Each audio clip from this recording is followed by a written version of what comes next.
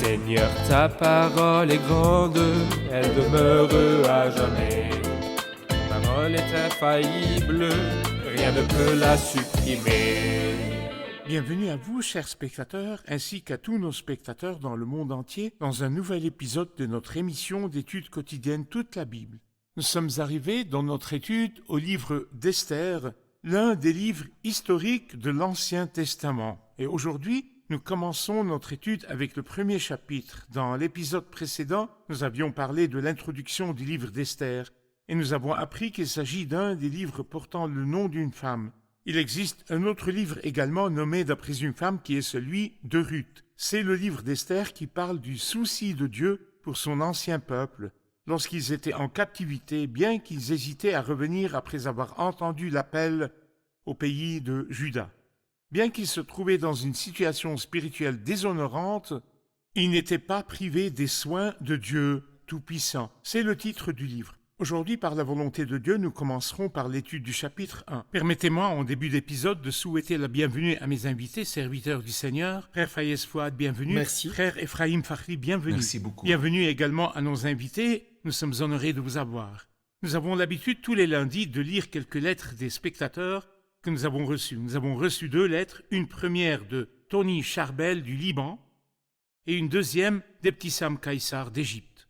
Tony dit « Merci beaucoup, le programme est plus que merveilleux et il est une bénédiction pour ma famille et pour moi dans le pays de mon expatriation, car j'ai immigré du Liban vers l'Australie et après notre immigration, nous fûmes privés d'assister à la congrégation jusqu'à ce que le Seigneur nous ouvrit les yeux sur cette émission qui nous expose à l'Écriture et qui nous compense tellement. Nous remercions le Seigneur pour le bénéfice spirituel que le programme vous a apporté, mais nous prions également que le Seigneur vous ouvre les yeux sur des congrégations où vous pourriez apprécier le culte en groupe avec des membres du corps du Christ.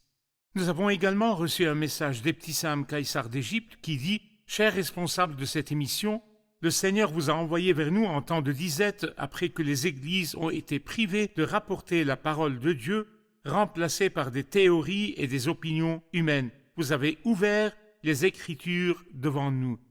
Nous prions également pour que le Seigneur aide les pasteurs, les serviteurs et les orateurs partout dans le monde. Quiconque se voit confier la responsabilité de nourrir le peuple de Dieu, je prie pour que le Seigneur le ramène à l'Écriture, pas aux théories humaines. Uniquement à l'Écriture, ce ne sont pas les opinions individuelles qui permettent aux jeunes hommes de s'épanouir, mais seule l'Écriture qui ouvre les esprits et éclaire le chemin. Merci pour vos messages. Dr Fayez, revenons au livre d'Esther, chapitre 1. Avant de lire quelques versets de ce chapitre, le roi mentionné dans ce livre est le roi Assuérus. Dites-nous, qui est ce roi et que nous dit l'histoire à son sujet avant d'aller plus loin dans l'étude? Assuérus est mentionné 29 fois dans ce livre sous le nom d'Assuérus et 188 fois il est cité sous le terme « le roi ». Mais en fait, Assuérus n'est pas son nom, mais un titre qui signifie « le plus grand roi » ou « le roi des rois ». C'est un titre donné à tous les rois, comme César pour les Romains et Pharaon pour les Pharaon Égyptiens. pour l'Égypte et Abimélec pour les Philistins. Mais son vrai nom n'est pas mentionné dans la Bible. L'histoire dit que son vrai nom est Xerxès. Et que c'était un très grand roi qui régnait sur 127 provinces. À la fin de sa vie, le cours des choses commença à s'orienter vers l'Empire grec, qui commençait à gagner en puissance et contre lequel il mena une guerre qui s'est soldée par une défaite. Ces défaites ont ouvert la voie à l'Empire romain, le 4e Empire romain, auquel tout fut transmis à l'époque des païens, et qui commença petit à petit à prendre de l'importance. Et ensuite, tout bascula vers vers l'Empire grec. Il régna donc sur 127 provinces, c'est-à-dire Oui. un État ou un pays de l'Inde à la couche, Oui. c'est-à-dire l'Éthiopie. Oui. Frère Ephraim, je vais lire quelques versets et je reviens vous poser une question. Chapitre 1, c'était à l'époque d'Assuérus, de cet Assuérus qui régnait sur 127 provinces depuis l'Inde jusqu'en Éthiopie. Le roi Assuérus siégeait à ce moment-là à Suse, la capitale, la 3e année de son règne. Il organisa un banquet pour tous ses princes et serviteurs. Les responsables militaires des Perses et des Mèdes. Les nobles et les chefs des provinces furent réunis devant lui. Il étala la glorieuse richesse de son royaume et l'éclatante splendeur de sa grandeur. Cela dura longtemps, 180 jours. Verset 8. Cependant, conformément au décret, on ne forçait personne à boire. En effet, le roi avait ordonné à tous ses serviteurs de se conformer à la volonté de chacun. De son côté, la reine Vasthi organisa aussi un banquet pour les femmes du palais royal d'Assuérus. Le 7e jour, placé dans de joyeuses dispositions par le vin, le roi Assuérus ordonna à Métumane, Bista, Arbona, Bicta, Abacta, Zétar et Carcasse, les 7 eunuques qui étaient à son service, de faire venir devant lui la reine Vasthi coiffée de la couronne royale pour montrer sa beauté au peuple et aux princes. En effet, c'était une belle femme. Cependant, la reine Vasthi refusa de venir quand les eunuques lui transmirent le message du roi. Le roi s'en montra très fâché et en nourrit une ardente colère. Il s'adressa donc aux sages astrologues, car c'était ainsi que se traitaient les affaires royales devant tous ceux qui connaissaient les lois et le droit. Son proche entourage était composé de Karchena, Shétar, Admata, Tarsis, Mérès, Marsena, Mémucan. Ces 7 princes de Perse et de Médie étaient admis en présence du roi et occupaient les premières places dans le royaume. Il leur demanda, d'après la loi, comment faut-il traiter la reine Vasthi suite à son refus de respecter l'ordre du roi Assuérus transmis par les eunuques. Mémucan répondit devant le roi et les princes: ce n'est pas seulement vis-à-vis du roi que la reine Vasthi s'est mal comportée, c'est aussi vis-à-vis de tous les princes et de tous les peuples qui habitent toutes les provinces du roi Assuérus. En effet, l'attitude de la reine déteindra sur l'ensemble des femmes et les incitera à porter un regard méprisant sur leurs maris. Elles diront: le roi Assuérus avait ordonné qu'on fasse venir la reine Vasthi devant lui et elle n'y est pas allée. Aujourd'hui déjà, les princesses de Perse et de Médie qui ont entendu parler de l'attitude de la reine s'adresseront de la même manière à tous les princes du roi, ce qui entraînera beaucoup de mépris et de colère. Si le roi le juge bon, il devrait émettre un édit royal et l'inscrire dans les lois des Perses et des Mèdes, avec défense de l'effreindre. Cet édit interdirait à Vasthi de se présenter devant le roi Assuérus, préciserait que le roi donnerait le titre de reine à une autre, qui soit meilleure qu'elle. Une histoire très intéressante. Frère Ephraim, j'aimerais que vous me dites pourquoi ce roi a-t-il organisé ce festin qui a duré 6 mois, 180 jours 180 jours. Oui. Pourquoi?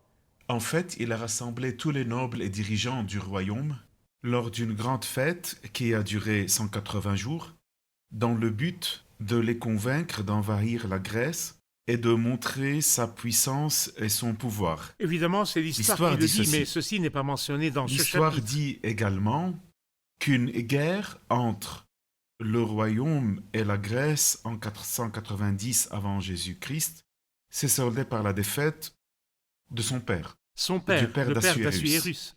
Il voudrait montrer sa puissance et sa grandeur à travers cette célébration. Mais la main de Dieu était sur la scène, puisque ce fut le dernier clou dans le cercueil de l'État perse. Après quoi, l'État grec est apparu en réaction aux ruines du royaume perse. Il s'agissait d'une fête destinée à recueillir des votes et des opinions et à motiver les gens en vue de la prochaine guerre entre la Médie, la Perse et la Grèce. Frère Fayez, une fête de ce type, Oui, qui dure 180 jours et non pas 1, 2 ou 3 jours. suivi de 7 autres jours. Et il y avait en même temps un festin pour les femmes que tenait son épouse, la reine Vashti. C'est donc 180 jours, une prolongation de 7 jours et un festin pour la reine avec les femmes. Et ce festin se termine par une séparation familiale entre le roi et la reine. Parlez-moi des festins humains et de la façon dont ils sont gérés. Il y a une loi qui dit: le triomphe des méchants a été de courte durée. Et il n'y a pas de paix pour les méchants, dit l'Éternel. Et les joies du monde se terminent toujours dans la tristesse. Ainsi, lorsque le festin que fit Balthazar se termina par la chute de son royaume, Daniel lui dit que Dieu a dénombré son royaume et l'a achevé, car pesé, tu as été pesé dans la balance et tu as été trouvé léger. Le festin qu'Hérode a organisé s'est terminé de façon terrible. La tête de Jean-Baptiste a été servie sur un plateau pour satisfaire une insolente jeune fille, à l'instigation de sa mère. Elle lui a dit donc donne-moi ici, sur un plat, la tête de Jean-Baptiste. Ce sont donc les joies du monde qui se terminent dans la tristesse et les problèmes. Et le Seigneur ne nous a pas trompés, mais il nous a dit que c'est ainsi que fonctionne le monde, et que sa joie se termine de cette Le monde est manière. beau à l'extérieur, mais il est détruit à l'intérieur. Nous allons faire une pause et nous reviendrons pour répondre à une question de notre public. Chers spectateurs, je vous retrouverai après la pause. Restez avec moi.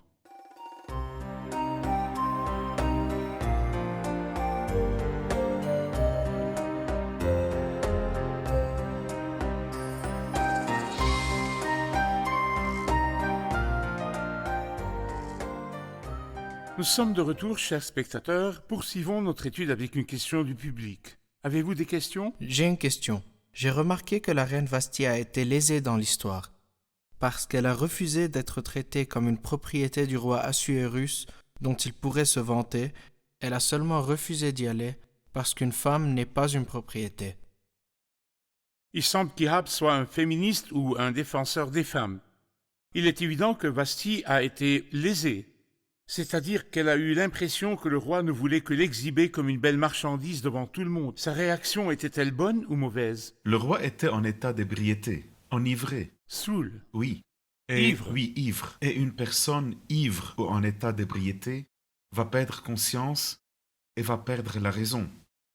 Alors je vois que la demande en elle-même n'est pas logique. Qu'est-ce que cela Oui. signifie pour quelqu'un de laisser des princes, des dignitaires et des nobles contempler la beauté de sa femme? Peut-être qu'il voulait se vanter d'elle devant les Tout gens. à fait. Et je pense que le refus de la reine Vasthi de cette demande est justifié, parce que c'est une demande démesurée. Mais je voudrais ajouter qu'elle a peut-être manqué de sagesse pour sauver la situation. C'est pas que ce n'était pas décent, mais il était d'une certaine sagesse, vu que c'est le chef du royaume et son mari, qu'elle ait un comportement plus sage que cela pour éviter le danger et les problèmes de rejeter cette décision. Mais nous ne devons pas oublier que la main de Dieu travaille dans les coulisses au final. Quel aurait donc été le comportement le plus approprié qu'elle aurait pu adopter? Elle aurait pu conserver sa beauté tout en répondant à l'ordre du roi, mais avec certaines limites. C'est mon point de vue. Mais il n'en reste pas moins qu'à tous les niveaux, ce n'était pas un ordre raisonnable.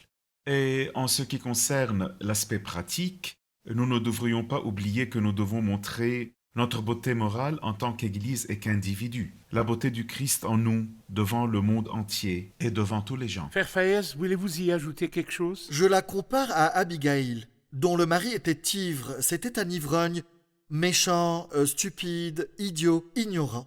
Malgré cela, face à un problème, elle a agi avec une grande sagesse et elle a résolu le Oui. problème. Et elle a dit de beaux mots à David, ce qui l'a fait changer d'avis par rapport à ce qu'il s'apprêtait à faire à Nabal. Je pense donc que Vashti aurait dû faire preuve de soumission, car même le décret publié par la suite demandait à chaque femme de se soumettre à son mari. Elle devait se soumettre tout en fixant des limites à la façon dont elle se présentait au festin, aux vêtements qu'elle porterait devant ses gens. Elle aurait dû se montrer décente, vertueuse et respectable. Et en même temps, elle aurait dû obéir et faire preuve de soumission à son mari afin d'éviter tout conflit. Bon, j'aimerais mettre en pratique ce que j'ai appris sur les relations entre les maris et leurs femmes, c'est-à-dire comment le livre recommande aux femmes de se soumettre aux hommes d'une part et les hommes aux femmes d'une autre part. Mais si nous nous concentrons ici sur les femmes, comment devraient-elles se soumettre aux hommes? Qu'est-ce que la soumission et quelles sont les limites de la Il soumission? existe un verset qui fixe ces limites. Femmes, soumettez-vous à votre mari comme Oui. au Seigneur. Ainsi, les limites de l'obéissance d'une femme à son mari, conformément à la Bible, ne veulent pas dire la soumission absolue, évidemment. Ce Il ne n'est pas s'agit une pas des soumission limites absolue, absolues, mais certainement. de la soumission dans le Seigneur. Dans le Seigneur. Mais c'est pour cette raison que je dis également que d'un certain point de vue, Vashti avait eu raison de dire que la demande fut inhabituelle et pas raisonnable. Mais de notre point de vue, comme l'a dit le docteur Fayez, elle aurait dû agir avec sagesse afin d'éviter le problème qui aurait dû se produire. La question d'Iab comportait également une deuxième partie que nous n'avons pas abordée. à savoir que certains hommes considèrent parfois leurs épouses comme leur propriété, une propriété dont ils peuvent faire à leur guise. Comment l'exhiber devant les gens, la cacher aux gens, ou la considérer comme une partie de leur propre propriété? Comment la Bible voit-elle les femmes épouses dans cette perspective? L'Écriture dit que la femme représente le corps de l'homme. Celui qui aime sa femme s'aime lui-même.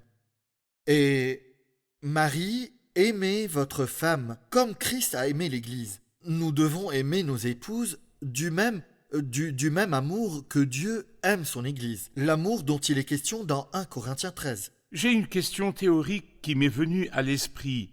Assuérus aurait-il battu la reine Vasthi parce qu'elle ne lui obéit pas? Y a-t-il un enseignement dans la Bible qui justifie qu'un homme batte sa femme parce qu'elle ne lui a pas obéi ou ne s'est pas soumise à lui? Est-ce que ça existe? Un tel enseignement n'existe pas, mais la parole de Dieu nous dit, Marie, aimez vos femmes comme Christ a aimé l'Église. Pierre dit, Marie vivait de même en montrant de la compréhension à votre femme, en tenant compte de sa nature plus délicate, montrez-lui de l'estime car elle doit hériter avec vous de la grâce de la vie. Celui qui aime sa femme s'aime lui-même. En Parfait. effet, jamais personne n'a détesté son Au propre contraire, corps. il le nourrit Au et en prend contraire, soin. il le nourrit et en prend soin, comme le recommande la Bible. J'ai quelque Allez-y. chose à ajouter. Vous avez demandé s'il était possible qu'Assuérus ait battu Vashti car elle ne lui avait pas obéi. Je pense que oui, cela était possible pour plusieurs raisons. D'abord, c'est un non-croyant, un ivrogne, et il ne connaît rien de la Bible qui contient les lois divines célestes sur la façon dont un homme croyant et pieux, qui aime le Seigneur et obéit à sa parole, doit traiter sa femme. Il était donc possible qu'il lui fasse du mal, Parce qu'il n'était pas croyant et qu'il était ivre. Donc vous voulez dire que tout homme qui n'a pas de relation avec Jésus-Christ et dont la vie n'a pas été changée est capable de frapper Il sa pourrait faire femme? n'importe quoi. C'est le comportement du fou qui s'est fait mal au corps, le démoniaque Oui, du pays des Gadaréniens. c'est vrai. Nous allons faire une pause et revenir poursuivre notre étude. Chers spectateurs, je vous retrouve après la pause. Restez branchés. La Bible est la seule chose qui vous rendra victorieux dans votre vie et dans votre guerre contre Satan. Sans elle, vous perdrez sûrement. Si vous êtes loin du Christ, vous ne trouverez votre vie qu'en lui. Et si vous croyez au Christ, vous ne trouverez votre nourriture que dans le livre. Je dis à tous ceux qui n'étudient pas la Bible que c'est une grande perte, étant donné que c'est un livre merveilleux qui contient de nombreuses connaissances, de la sagesse et la parole de Dieu, et que ceux qui évitent de le lire font certainement face à une grande perte dans leur vie. Aimez l'Écriture, elle vous édifiera. Je dis aux croyants qui n'étudient pas la Bible que de cette manière, nous n'essayons pas de maintenir une relation avec Dieu, mais que nous essayons d'avoir une histoire d'amour. Car une relation nécessite un effort et qu'avec ce choix, nous ne faisons pas d'effort dans notre relation avec Dieu. Je leur dirai qu'ils perdraient beaucoup de puissance et peut-être même leur vie éternelle.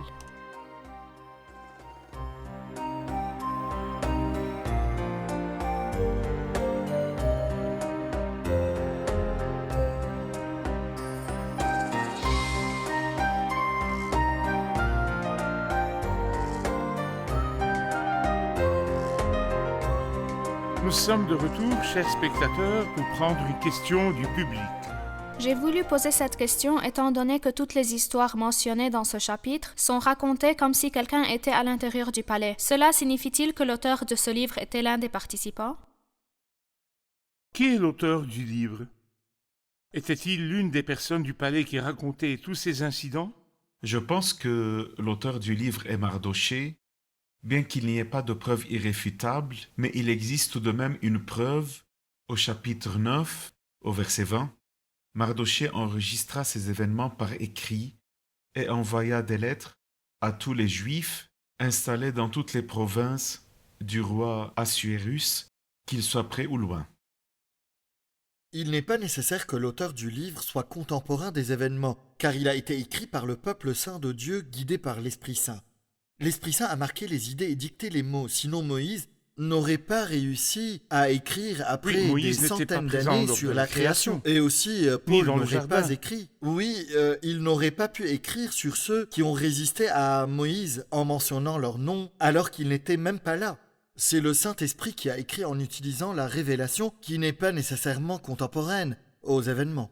D'accord. Docteur Fayez, je vais vous poser une question. Après ce grand festin ou cette grande célébration, un conflit survenu entre mari et femme s'est transformé en une affaire d'opinion publique qui a occupé 127 provinces. Oui. La reine a désobéi au roi et par conséquent la relation a été rompue. L'un des 7 sages qui ont précédé le roi, appelé Memucan, a fait une suggestion.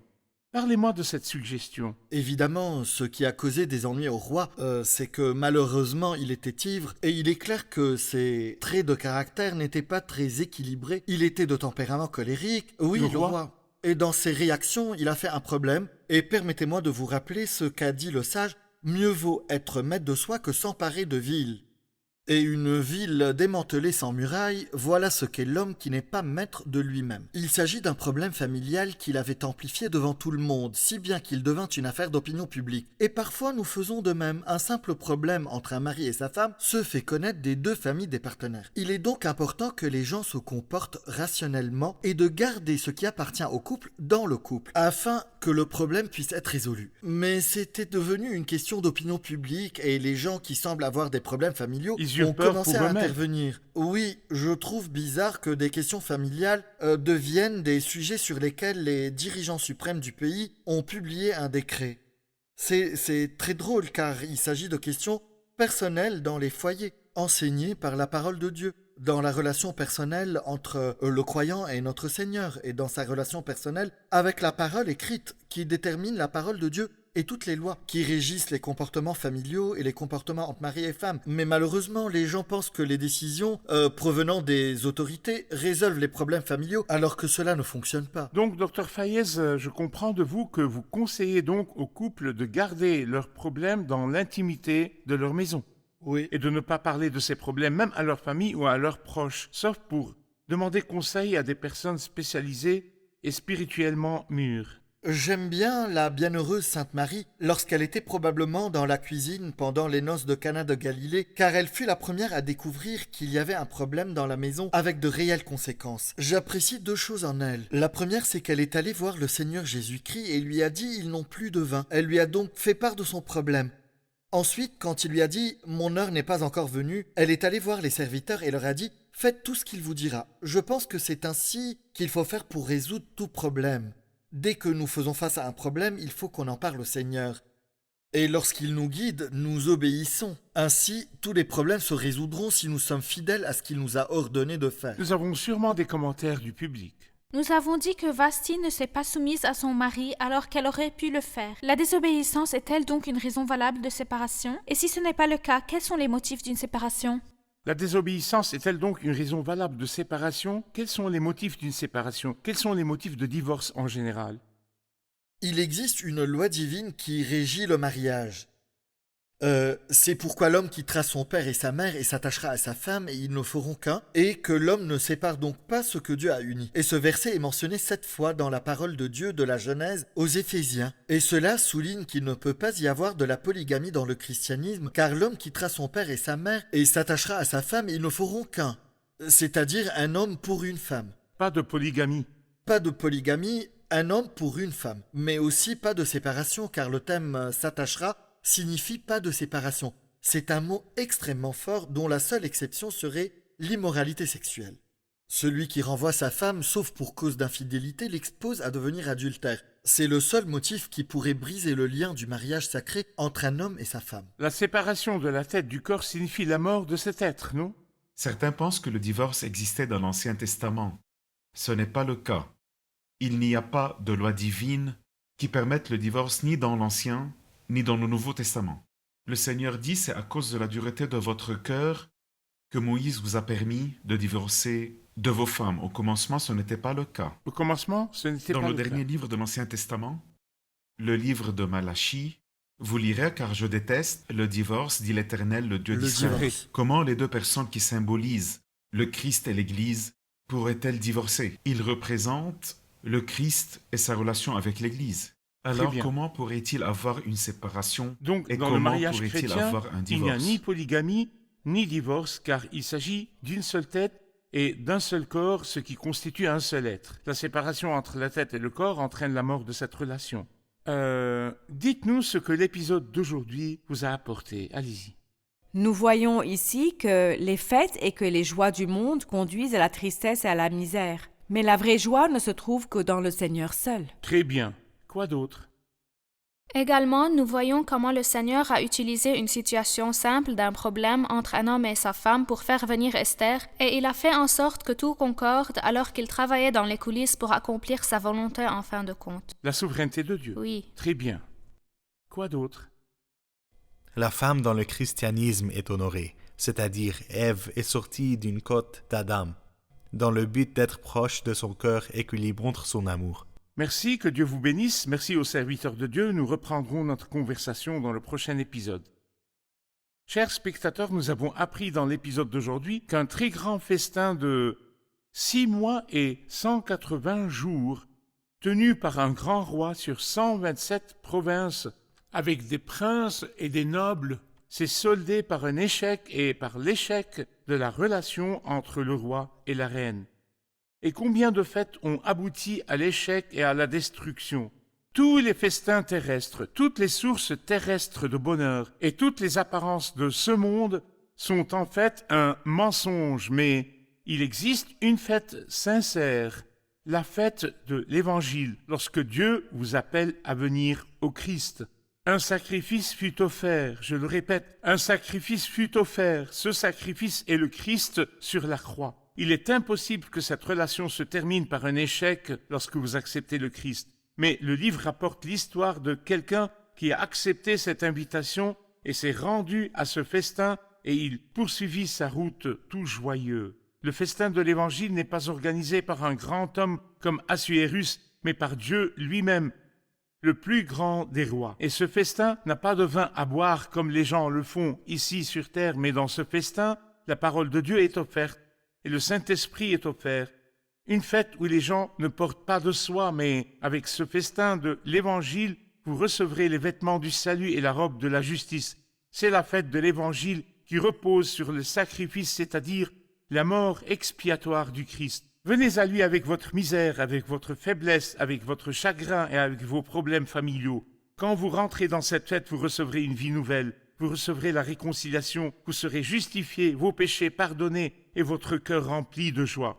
La joie éternelle, pas la joie temporaire. S'il vous plaît, si vous m'écoutez n'importe où sur terre et que vous essayez de vous réjouir des fêtes des peuples dont nous avons entendu parler dans cet épisode, je vous conseille de négliger ces fêtes et ces sources de fausse joie et d'accepter le Christ. Vous recevrez la joie éternelle et vous continuerez votre chemin en vous réjouissant. Je vous retrouve dans le prochain épisode. Que le Seigneur vous garde.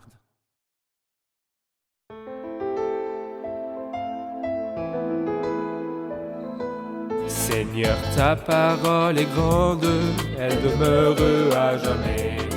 Ta parole est infaillible, rien ne peut la supprimer.